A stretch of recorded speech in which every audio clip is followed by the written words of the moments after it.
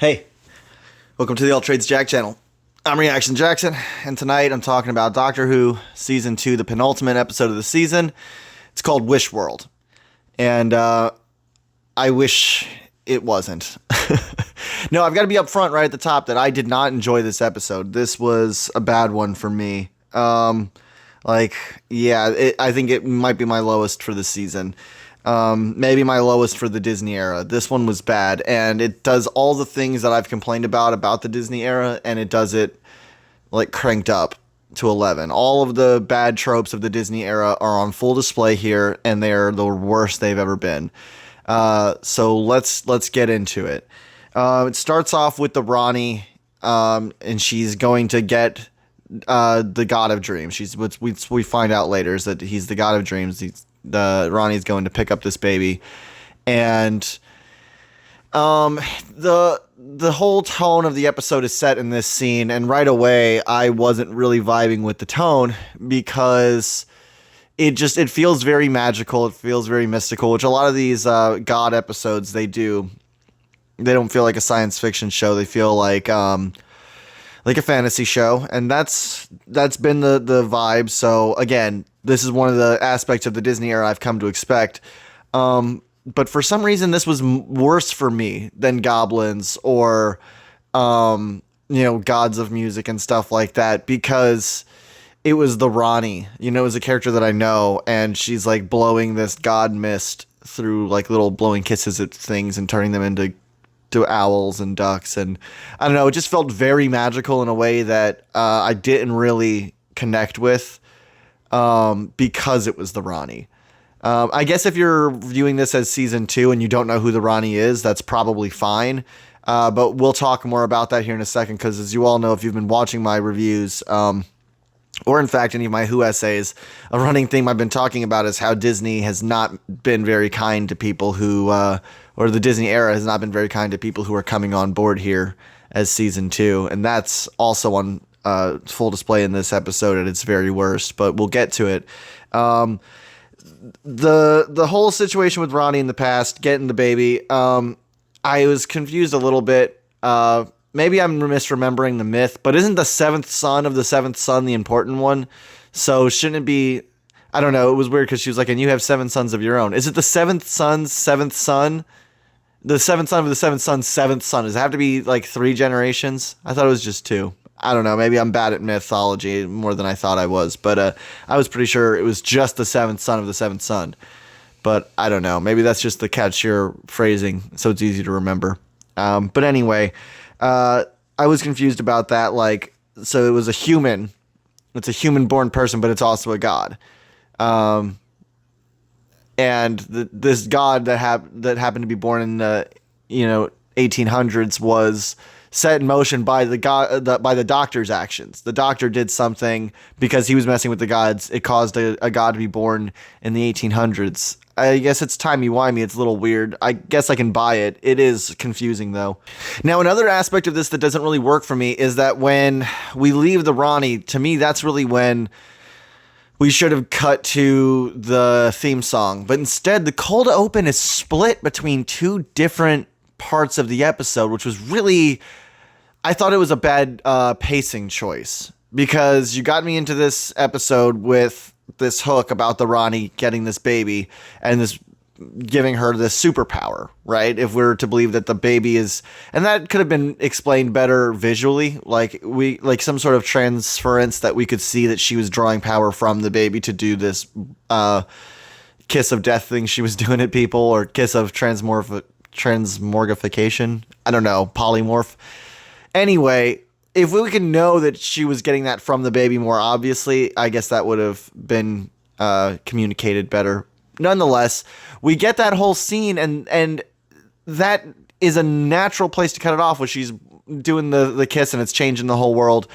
But then it cuts to the Doctor and Belinda in bed, and it starts with the 1984 part of the episode. And for me, I think that you should have either not shown us the Rani getting the baby at this point and started in the 1984 world, or you should have put the theme song in right after the Rani gets the baby, and we should just get immersed into the 1984 world and not be relieved with a blip of familiarity in the form of the theme song to make us feel like, I don't know, more grounded or safe. We should have just jumped into the 1984 arc and stayed with it once we were there. Either way they wanted to do it would have been fine, but they split the difference, and I think that it really was bad for the pacing. Anyway, the 1984 stuff, I don't know, it doesn't look very original, which is fine. I guess that's kind of the point. But then the delivery of it doesn't really make a whole lot of sense, does it? Like, the stuff that Conrad's doing on TV, he's the Big Brother stand-in, right? And I get it. He's shaping the world by making all these wishes. He's continually wishing for good weather and all that stuff. But the whole telling Time Lord stories, why would that be a part of it? Like, I get that later on we find out that the Ranis are trying to build doubt in the Doctor, but the Doctor clearly doesn't recognize any of that stuff. He doesn't remember any of it, and he doesn't react to it when it's on TV. The only time he ever reacts to TV is when the signal is broken through by Rogue. So I don't really know that made a lot of sense to me, why they would spend so much of their airtime telling Time Lord stories, because for the majority of the population, that would do nothing for them, right? I don't know. It just seemed a little goofy.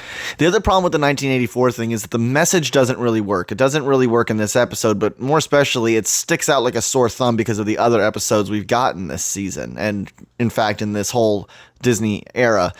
We've gotten a lot of Kerblam-esque episodes recently, so it's very rich when Doctor Who is like trying to portray a bad guy as being somebody who's like, don't ask questions, don't have any doubt, right? When they just did a police state episode where the message was, no, don't worry, the police state's not lying to you. You really should trust them, without question. They do have your best interest at heart, with that whole Lucky Day thing, the other Conrad episode, right? So it's not like they've forgotten where this message came from, or where the message they were pitching before, because they've referenced this episode. They do flashbacks to it.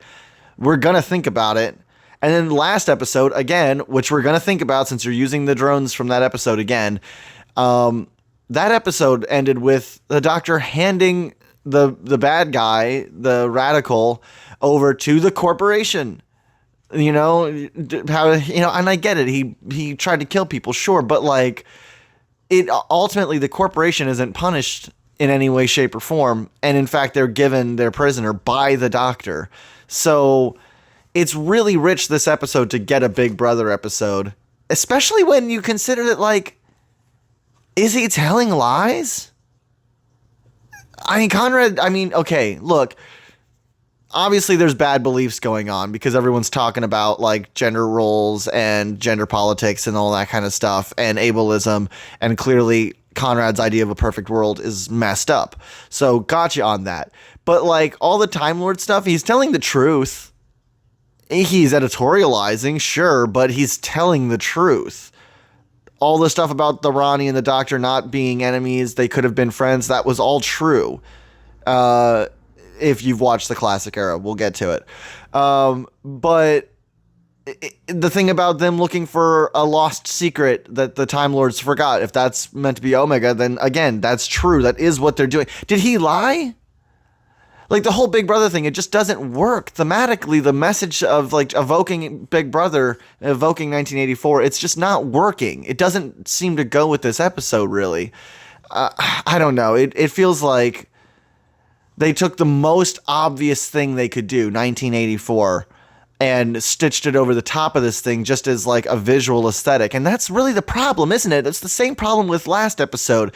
I was talking about how I was trying not to be too hard on last episode for not giving me what I wanted in the form of, like, a big contest, a big song contest episode with music and, like, that kind of thing. But at the end of the day, they did sell me that. That is what the commercials showed. You know what I mean?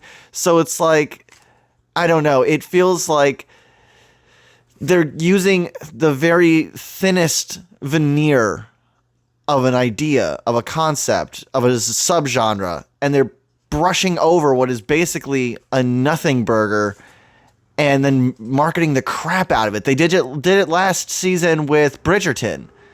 That Bridgerton episode, I was pretty stoked to see a Bridgerton episode. But aside from the costumes and some of like the back and forth drama, which is played mostly for parody, it doesn't play like a Bridgerton episode. Not really. And the same way with the musical episode with the God of Music, and the same way with the animated episode that like they marketed on like, oh, they're going to get animated. They were animated for 30 freaking seconds. You know, like just I feel like they have all these big concepts that they brush over the top of a pretty bog standard Doctor Who episode, and they're like, oh, look at this, it's blockbuster, but it's just not. This isn't 1984. Last episode was not Eurovision. They're failing it. Whatever they're trying to do, they're failing. It's not working. I don't know. I got to keep going. I'm going to get way off track. In the 1984 world stuff, the best things are the interpersonal things, the interactions between the Doctor and Belinda and the Doctor and Ruby. Those interactions are the best. A lot of the times they're undercut with other stuff going on. But I think that the stuff at the door with Ruby was some of the best stuff, especially like, and then she goes out and sees Mel and he tells her not to talk to Mel. All of that I think was really good. The interpersonal neighbor stuff, that was really working for me. It was the larger scale stuff that doesn't work. The world building side of it doesn't work. So I don't want to act like there's nothing good here, because some of those interactions were good. And a lot of them gave me Silence in the Library vibes from when Donna Noble had her fake children and when Ruby's calling out Belinda for having fake children. It very much reminded me of that. And the way that Donna's doubt caused that world to fall apart. We've seen this mechanic before in Doctor Who, where when she started doubting, it made time flash forward and she could see it. And it made the seams in the generated world start to show more. So I like that. I do like that as a concept. I just don't think it worked on a larger scale. I liked Unit too. I liked the insurance team. I can't remember what it was. I think I wrote it down. Unified National Insurance Team.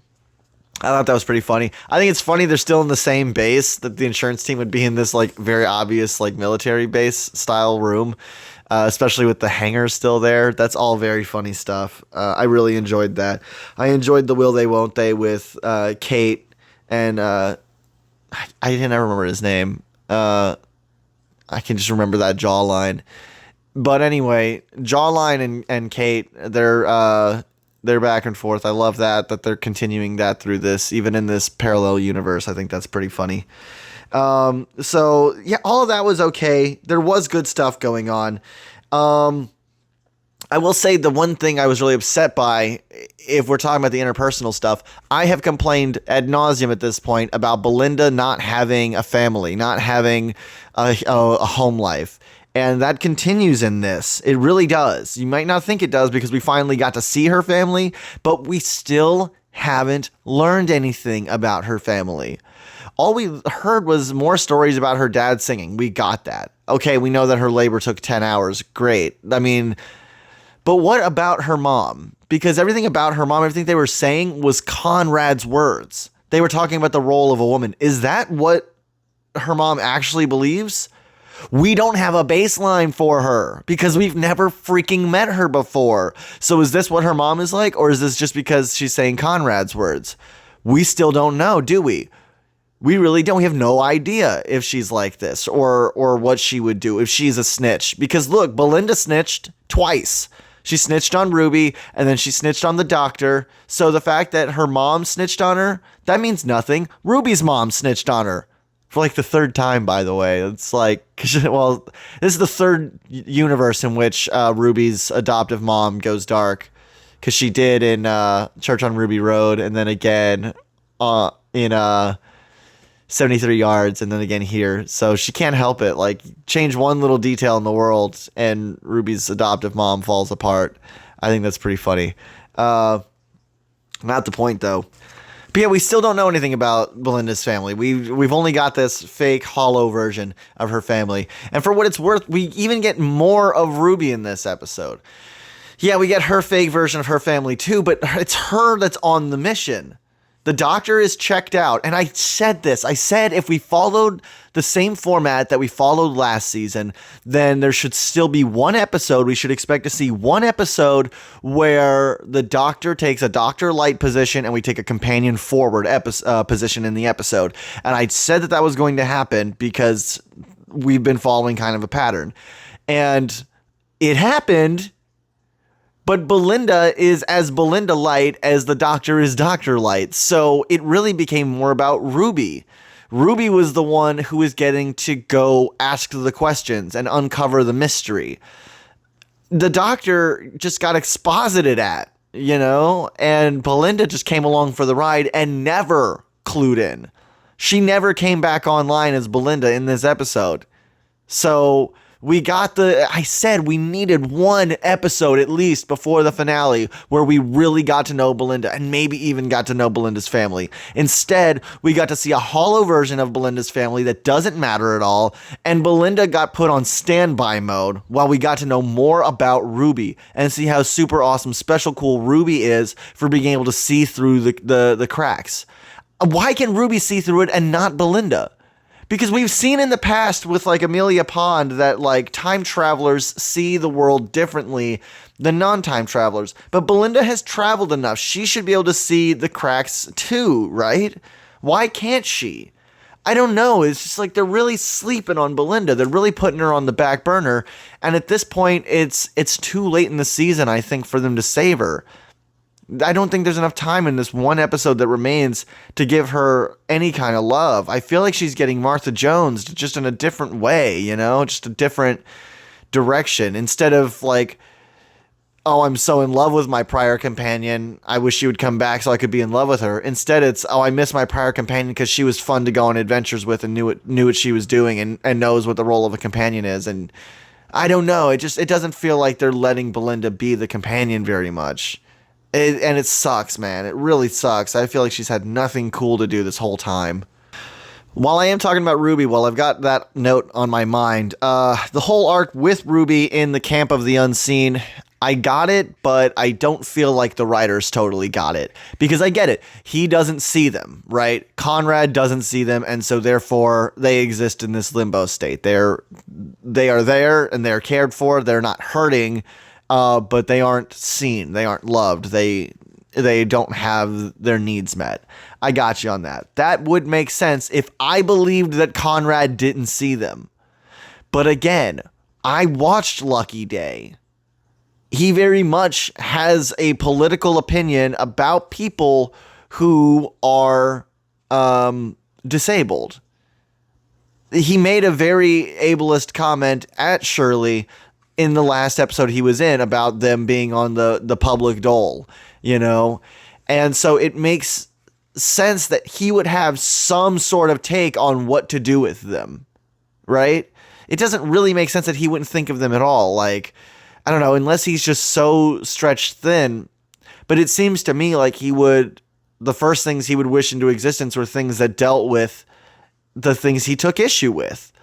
And even if he's not being malicious, even if he just sees himself as like some sort of like God type or some sort of prophet, I mean, what prophet doesn't heal the blind? And like that's one of the first ones, you know what I mean? That's literally one of the first ones that every prophet does. So I just don't see him not taking care of half the people in this camp. I mean, you get into some very specific stuff. I could see them not being seen, but at the same time, I know too much about the character of Conrad to believe that he didn't think about them, I don't know if that makes sense, but to me, it seems like he would have done something with them and they wouldn't have just been completely ignored. All right, so let's talk about what gets us from Act 2 and into Act 3. It is the hack of the TV. First, we get Susan hacking into the TV, and that's not enough to shake the Doctor out of it.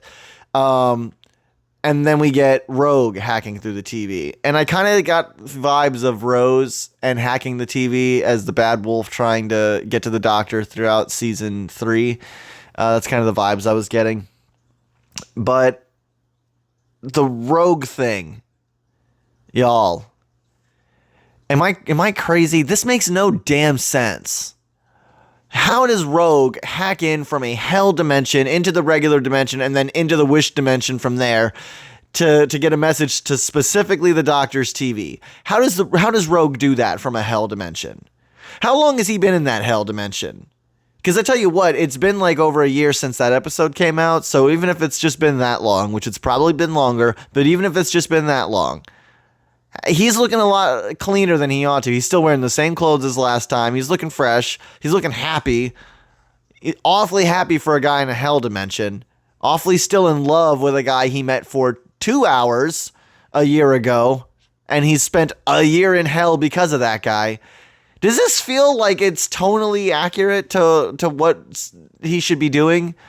I don't know. Maybe you think that he's so in love with the Doctor from knowing him for 2 hours that he's fine with being stuck in a hell dimension. But even so, even if you believed that, even if you believe that he totally is chill with that and could find some way from hell to hack into a wish world, to hack into a specific TV to get a message to the Doctor, I ask you, how the hell does he know what's going on with the tables in Wish World? Maybe this will all get resolved next episode. Maybe it will, and I'll feel like a goon for nitpicking this. But I was just taken out of it just because I'm like, what? This doesn't make any sense.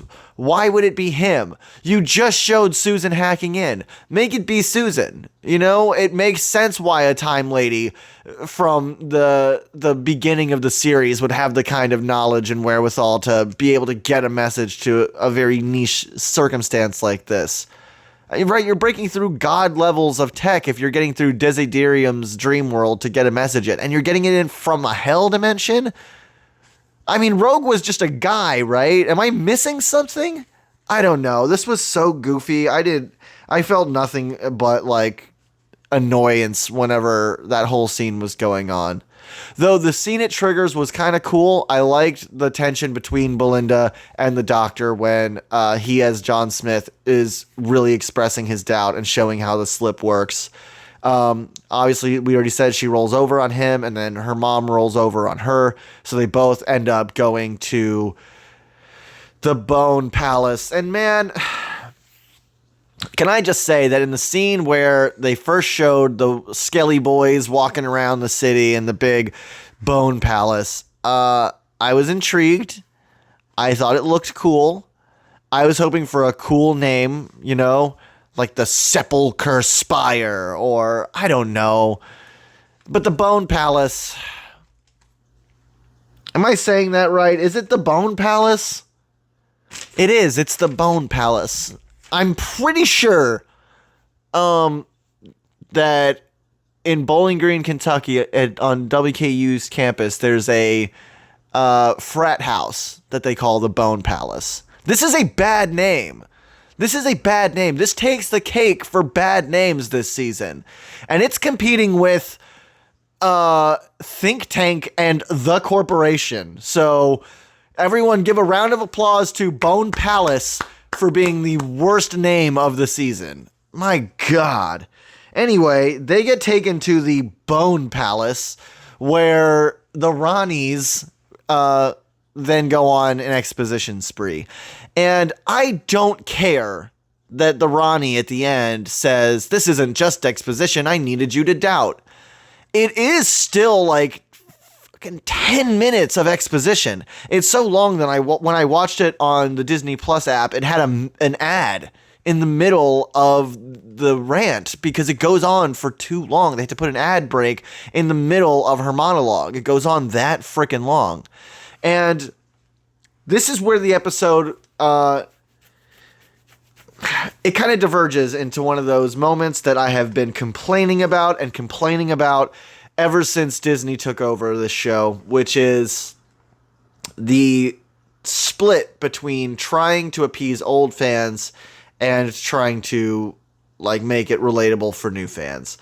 And I've never seen something so impenetrable before. Who was this scene for, right? Oh man.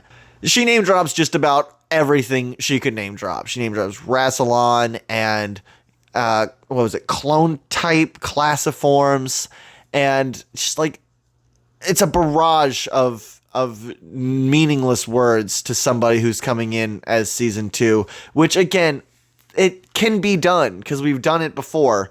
We've seen it done where you can introduce lore to people who are unaware of what you're talking about. But there's a certain level of bathos to this scene that undercuts it, because when the Rani is like, I am the Rani, and the doctor backs up and goes, no, no, no, no, and the other Rani comes up and says, I am the Rani, we are both the Rani. Like, that scene plays as so dumb, because we already know that. That's not a surprise. And the doctor doesn't know what the hell you're talking about, because he still doesn't know. Like, the next scene, the very next scene, he's meeting Conrad, and the Conrad says, like, hello, doctor. And he's like, oh, why do people keep calling me that? So he still doesn't remember. And later, when he figures out a math problem, Mrs. Flood says he's starting to remember, which is after the Rani reveals. So when they said Rani and he's going, no, no, what is he saying no to? Does he remember that? And if he does remember that, why doesn't he remember who he is yet? This whole scene is baffling. And to us, it doesn't do anything because we all already know they're the Rani. So it's not like, I don't know, it's like they're trying to have an O moment.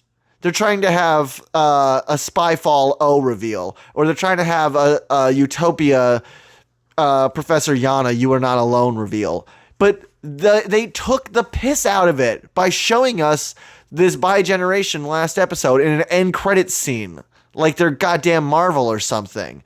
And it just took the wind out of its sails. Anything that could have been derived from this is robbed, because you wanted to save the doctor getting his memory back for a scene later in the episode, and you wanted to give us the Rani reveal in the previous episode. So this big reveal scene is doing nothing for anybody.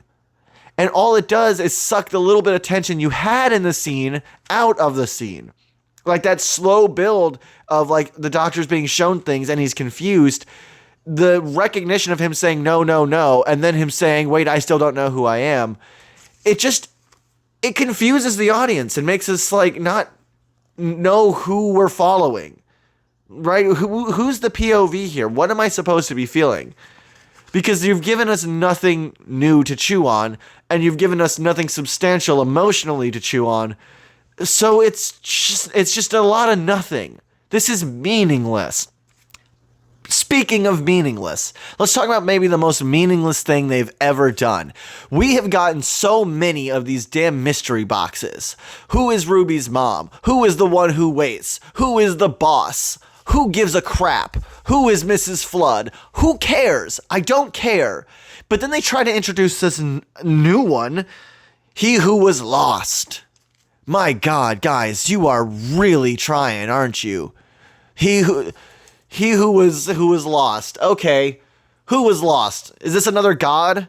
Because you're saying it in the construction of one of the gods. Because if he who remains or he who waits was he who remains, that's Loki. Again, you're taking shit from Marvel. If he who waits was the god of death, then it stands to reason that he who was forgotten is also a god. They're constructing the name in the same way. You're meant to think about it in the same way. But if Omega is a Time Lord, that just doesn't really make sense. Are Time Lords gods now? I don't know, man. I know he was a self-proclaimed god in The Three Doctors, the episode that premiered Omega. He proclaimed himself god of his reality, but his reality was destroyed, and he was lost he was lost. So it makes sense that he is the one who was lost. He came back in other episodes, but that's not the point. The point is, Omega, I get it. He is one who was lost, but nobody who is watching this season knows that. If you're watching season 2, you don't know that, right? You don't know who Omega is. No one's ever mentioned him.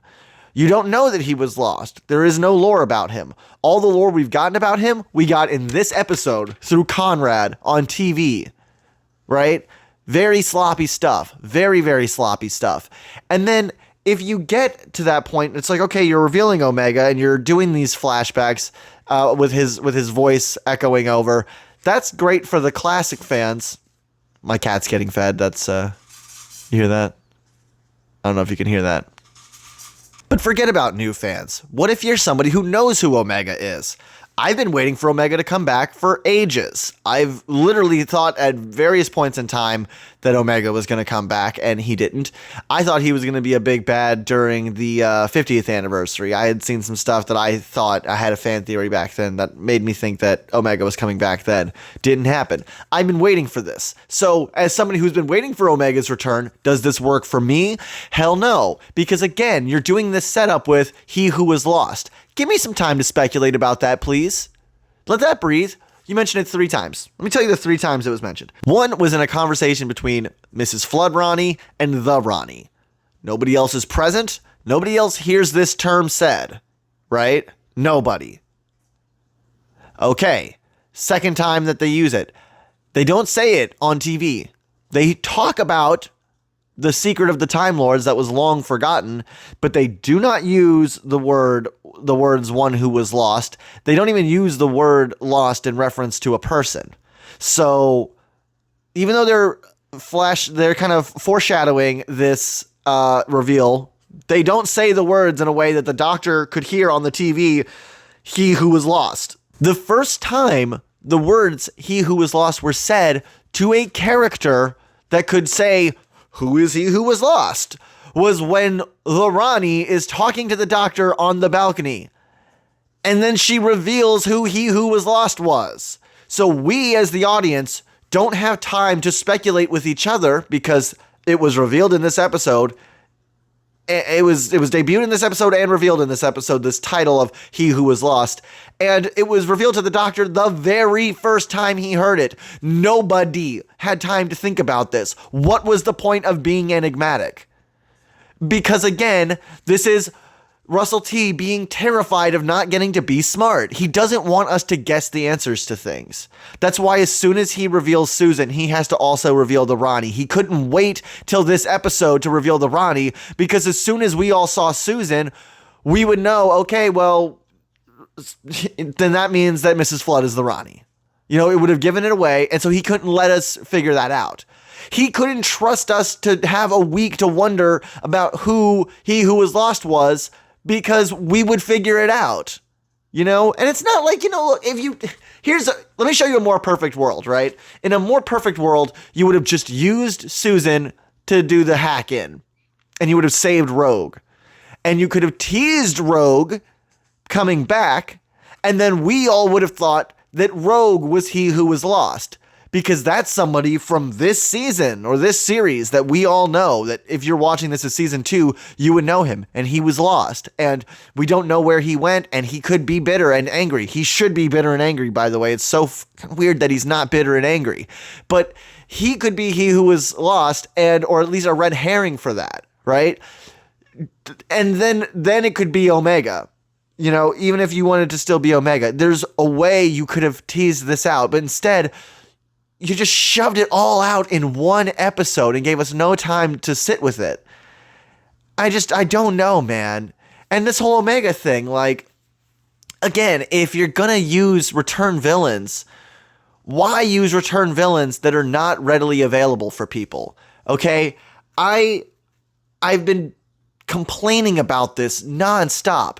And I was happy to see that the Doctor Who YouTube channel put an episode of Classic Who up with the Rani. They put the Mark of the Rani. They put both parts of that up there for people to watch. So that was good. Accessibility, that's good.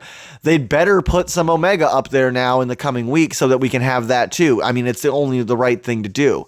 But like, if you don't, like, this is ridiculous to keep stringing this out with characters that there's no way anyone's going to relate to. Why are we supposed to have a big reaction to this character who has not been back in recent history and was in no way foreshadowed to give people time to like understand what it could mean for the lore, what it could mean for the story?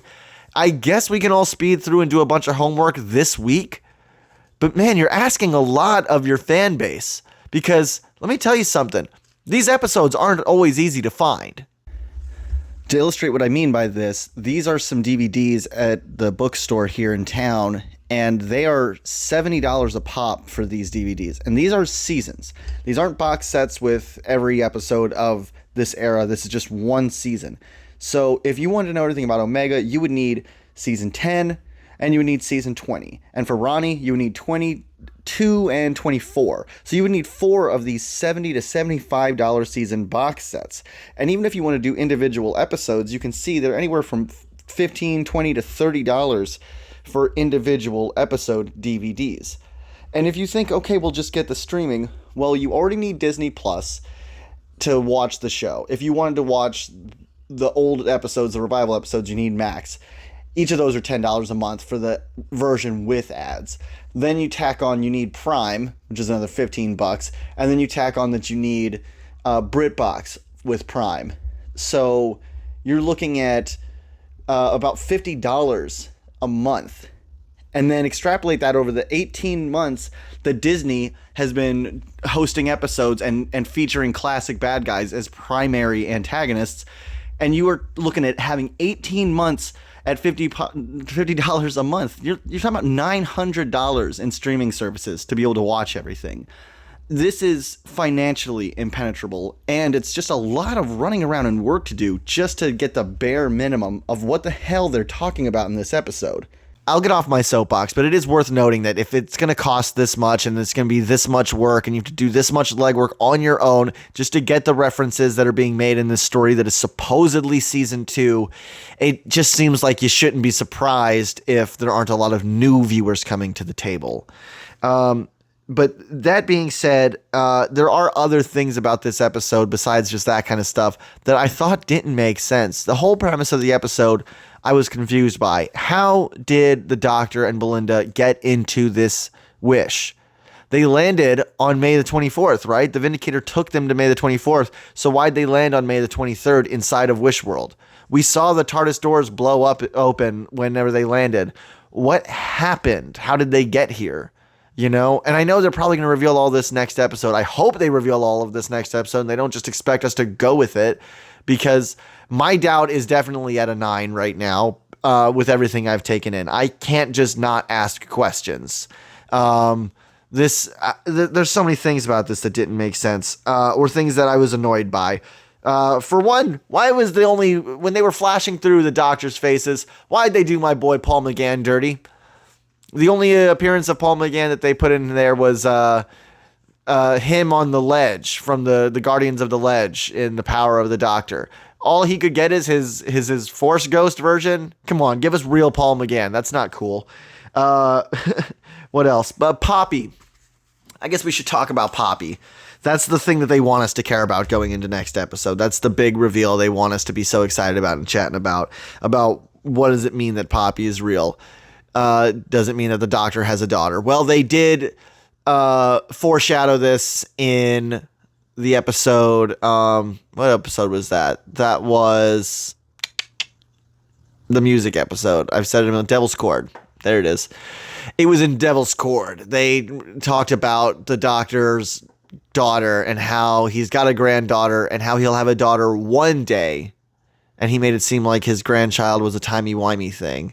So it seems like Poppy is actually his daughter, perhaps. How is Poppy his daughter? I'm not really sure.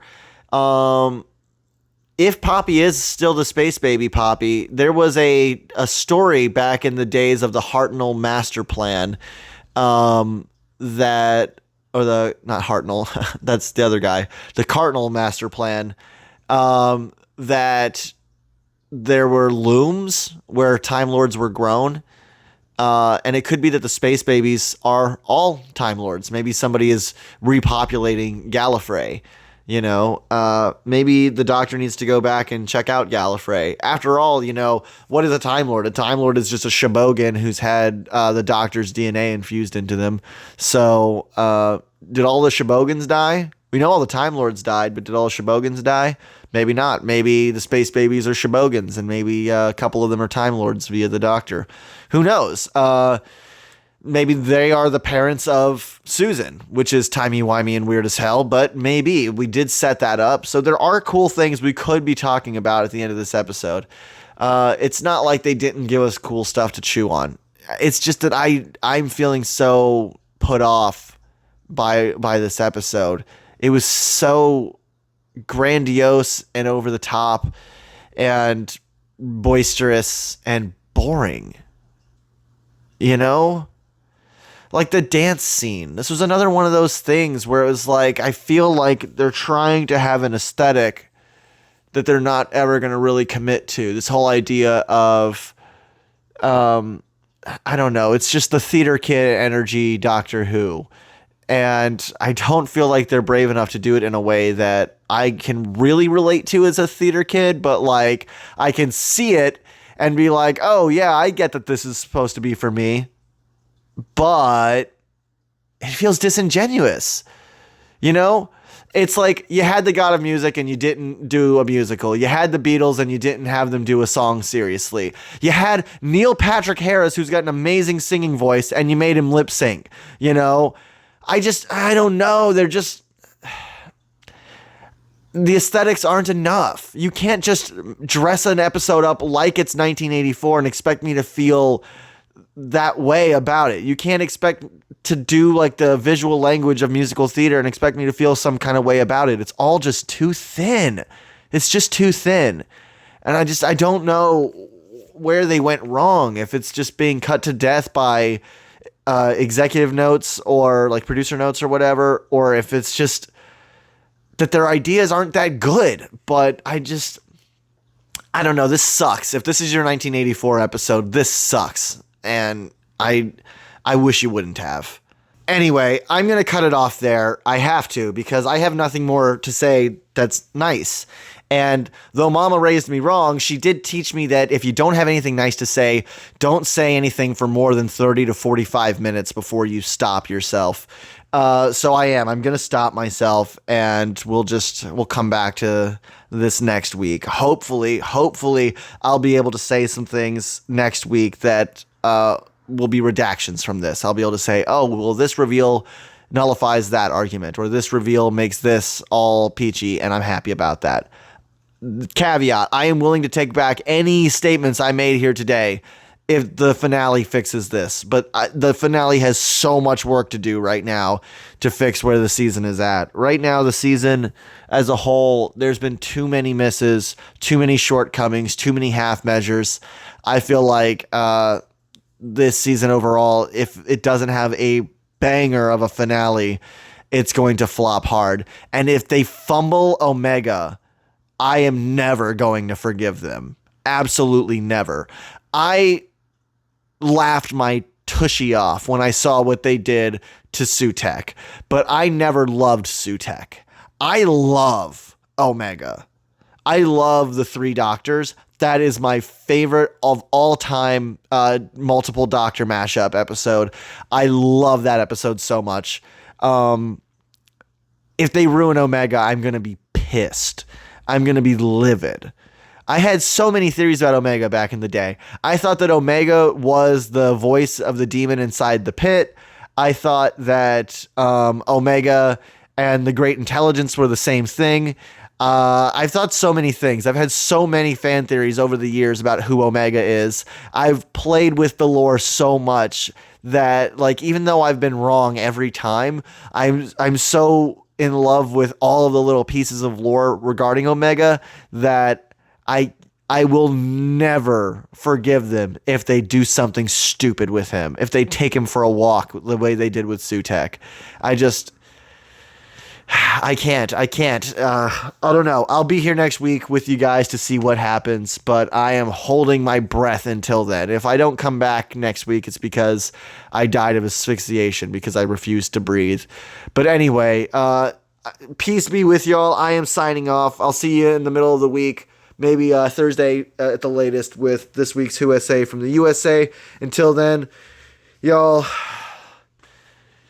just, y'all. Please be my friend. Be my friend. Be my friend. Oh, little things with no voice. Hey, look, it's... Please be my friend.